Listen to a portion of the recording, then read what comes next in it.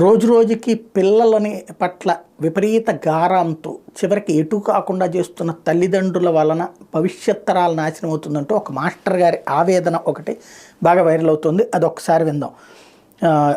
నా పేరు ఎన్ఎస్ఎన్ రెడ్డి. నేను కరీంనగర్ జిల్లాలోని ఒక ప్రభుత్వ పాఠశాల ఉపాధ్యాయుని. తల్లిదండ్రులకు చేతులు జోడించి నమస్కరించి చేసుకుంటున్న విన్నపం ఏమనగా, క్రమశిక్షణకు మారుపేరుగా ఉండే పాఠశాలలో విద్యార్థుల హెయిర్ స్టైల్పై, వారి నడవడికపై ఎన్నిసార్లు హెచ్చరించిన వారి ప్రవర్తన మార్పు రావడం లేదు. ఉపాధ్యాయులు చూస్తూ ఏం చేయలేని నిస్సహాయ స్థితిలో ఉంటున్నారు. తల్లిదండ్రులకు తమ పిల్లలపై శ్రద్ధ నియంత్రణ లేకపోతే ఇలానే తయారవుతారు. క్రమశిక్షణ మాటలతో రాదు, కొద్దిపాటి దండన భయభక్తులు ఉంటేనే వస్తుంది. పిల్లలకి బడిలో భయం లేదు, ఇంట్లో భయం లేదు. అందుచేతనే సమాజం ఈరోజు భయభ్రాంతులకు గురవుతుంది. వాళ్లే ఈ రోజుల్లో రౌడీల్లా తిరుగుతున్నారు. ఇక్కడే గురువుని గౌరవించని సమాజం వినాశకాలానికి గురవుతుంది. ఇది నిజం. గురువు అంటే భయం లేదు, మరియు గౌరవం లేదు. ఇక చదువు సంస్కారం ఎట్లా వస్తుంది? కొట్టద్దు, తిట్టద్దు, బడికి రాని వాడిని ఎందుకు రావట్లేవు అని అడగద్దు. చదవాలని, హోంవర్క్ అని కొట్టినా తిట్టినా టీచర్లదే తప్పు. 5వ తరగతి నుండే కటింగ్ స్టైలు, చినిగిన జీన్స్ గోడల మీద కూర్చోవడం, వెళ్ళేవాళ్ళని వచ్చేవాళ్ళని కామెంట్ చేయడం, అరే సార్ వస్తున్నారా అని అంటే వస్తే రాని అనే పరిస్థితి. దరిద్రం ఏంటంటే కొంతమంది తల్లిదండ్రులే మావాడు చదవకున్నా ఏం కాదు, మా వాడిని మాత్రం కొట్టద్దు అంటున్నారు. ఇంకొక విషయం ఏంటంటే, ఎవరు బాబు నీకు కటింగ్ చేయించిందంటే మా నాన్న సార్ అంటున్నారు. పెన్ను ఉంటే పుస్తకం ఉండదు, పుస్తకం ఉంటే పెన్ను ఉండదు. కొనరు, తెచ్చుకోరు. భయం ఉండాలని 2 దెబ్బలు వేద్దామంటే ఎట్టించి పోయి ఎటు వస్తుందో అని భయం. ఇవన్నీ చూస్తుంటే పిల్లలకంటే సార్లకే భయం ఎక్కువగా ఉంది. కొట్టకుండా, తిట్టకుండా, భయం లేకుండా చదువు వస్తుందా? భయం లేని కోడి బజార్లో గుడ్డు పెట్టిందట. అలానే ఉంది నేటి పిల్లల వ్యవహారం. స్కూల్లో తప్పు చేసినా కొట్టకూడదు, తిట్టకూడదు, కనీసం మందలించకూడదు, ప్రేమతో చెప్పాలట. ఇది ఎలా సాధ్యం? మరి సమాజం ఎందుకు అలా చేయదు? మొదటి తప్పే కదా అని ఊరుకుంటుందా? మంచి నేర్పే వాళ్ళకి స్కూల్లో హక్కులు ఉండవు. ప్రవర్తన మార్చుకొని టీచర్ చిన్నప్పుడే కొడితే నేరం, వాడు పెద్దయ్యాక అదే తప్పు చేస్తే మరణం. తల్లిదండ్రులకు నా మనవి, పిల్లల్లో మార్పు కేవలం ఉపాధ్యాయులతోనే జరుగుతుంది. ఎక్కడో ఒకటో అరో ఒకరిద్దరు టీచర్లు చేసిన తప్పులకు అందరూ ఉపాధ్యాయులకి ఆపాదించద్దు. 90% టీచర్లు పిల్లలు బాగుండాలని వివరిస్తారు. ఇది యథార్థం. ఎక్కడైనా ప్రతి చిన్న విషయానికి టీచర్లను నిందించొద్దు.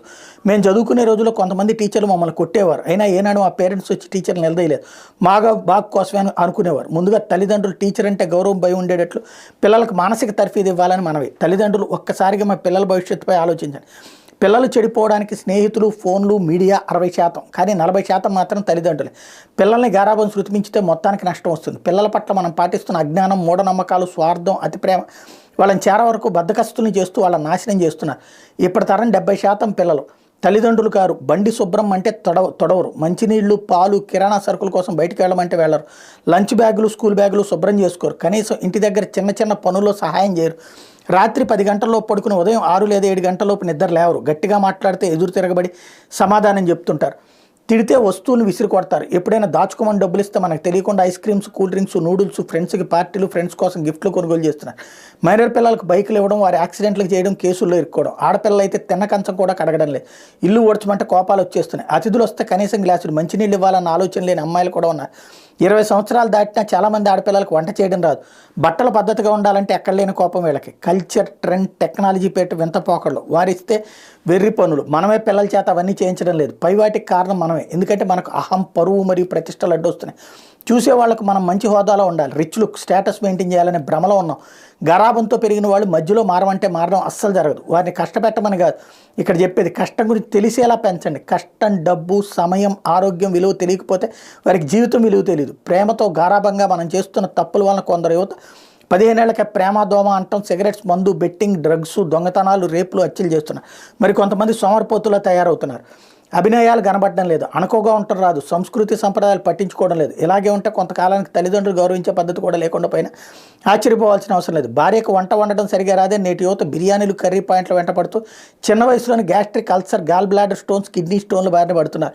మరొక ఫ్యాషన్ ఏంటంటే పెరుగు, మజ్జిగ తీసుకుంటే వాంతులు చేసుకోవడం. కొన్ని ఆహార పదార్థాలు ఎంత ఆరోగ్యకరమైన కూడా వాళ్ళకి అనవసరం. కాలేజీ పిల్లలు అయితే సరిగ్గా పిడికిలు పట్టేంత టిఫిన్, లంచ్, చిన్న బాక్స్ రైస్. చాలామంది ఫ్రూట్స్ అస్సలు తినరు. గర్భవతులైన తర్వాత వాళ్ళ బాధలు వర్ణాతీతం. టోటల్ మెడిసిన్ మీద డిపెండ్ అవ్వడం. 100లో 90 మంది సిజేరియన్ ద్వారా పిల్లలకి అంటున్నారంటే వారి శారీరక పటుత్వం ఎంత పడిపోయిందో ఆలోచించండి. అలా ఉంటే పుట్టే పిల్లలు కూడా ఏదో ఒక జన్యు లోపంతో పుడుతున్నారు. 3వ తరగతి పిల్లాడికి సోడా బుడ్డి లాంటి కళ్ళద్దాలు, 5వ తరగతి వారికి అల్సర్, బీపీలు, 10వ తరగతి దాటేలోపు ఎన్నో ఆరోగ్య సమస్యలు వస్తాయి. వీటన్నిటికి కారణం మన పిల్లలను సరైన పద్ధతిలో పెంచకపోవడమే. అందుకే తల్లిదండ్రులు మారాలి. రేపటి సమాజానికి ఏమి నేర్పుతున్నారో ఒక్కసారి ఆలోచన చేయండి. సంస్కృతి సంప్రదాయాలు అంటే ఏంటి? కేవలం గుడికి, దర్గాకి వెళ్ళి పూజలు, ప్రార్థన చేసి మన సంస్కృతి సంప్రదాయం అని పిల్లలకి అలవాటు చేస్తున్నాము. అది మాత్రమే కాదు, సంప్రదాయం అంటే అలా అనుకోవడం కూడా కొంత పొరపాటు. పిల్లలకి బాధ్యత, మర్యాద, గౌరవం, కష్టం, నష్టం, ఓర్పు, సహనం, దాతృత్వం, ప్రేమ, అనురాగం, సహాయం, సహకారం, నాయకత్వం, మానసిక దృఢత్వం, కుటుంబ బంధాలు, అనుబంధాలు, దైవభక్తి, దేశభక్తి కొంచెం కష్టమైనా సరే ఇవి తప్పక చిన్న వయసులోనే పిల్లలకు అలవాటు చేయాలి. మంది కోసం బ్రతకద్దు, మన ఆరోగ్యం కోసం, మన ఆనందం కోసం బ్రతుకుదాం అంటూ కొంచెం ఇవన్నీ అలవాటైతే ఆరోగ్యం, మానసిక పరిస్థితి, సామాజిక స్పృహ, ఉత్తమ జీవన విధానం వాళ్ళకి అవలంబించిన వారు అవుతాం. భావితరాల పిల్లల కోసం పిల్లలను మార్చే బాధ్యత మనందరి మీద ఉంది. చదివిన వాళ్ళందరికీ విన్నపం అంటూ ఇది అందరికీ తెలియజేయమని చెప్తున్నారు.